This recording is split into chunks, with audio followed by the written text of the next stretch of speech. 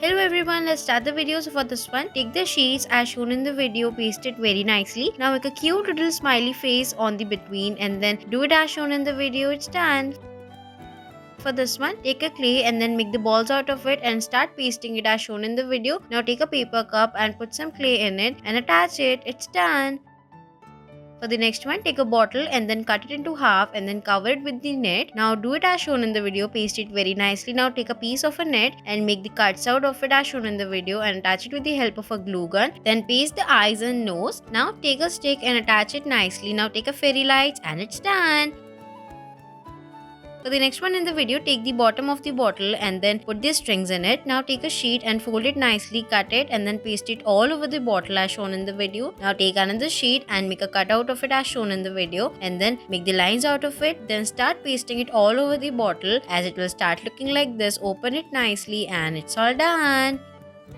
For the next one in the video, take a sheet and then start folding it all together and then paste it nicely. It will look like this. Now take another sheet and make a cuts out of it. Paste the eyes and the strings and attach it all together and then take another sheet, make the wings out of it and it's all done.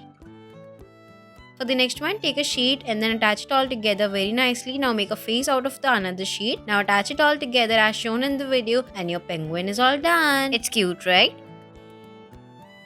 For the next one, take a pair of circular sheets and then fold it nicely. Start attaching it very nicely and then take a sheet and do it as shown in the video. Attach it all together and it's all done. For the next one in the video, take a sheet, fold it into half and then another half. Now keep folding it as it will start looking like this and then fold the edges out of it very nicely and gently and then fold it into this. Now start folding the edges of it as shown in the video. Repeat the process very nicely from all the sides and then attach it. It will start looking like this. Then take the eyes and then attach it all together and it's all done.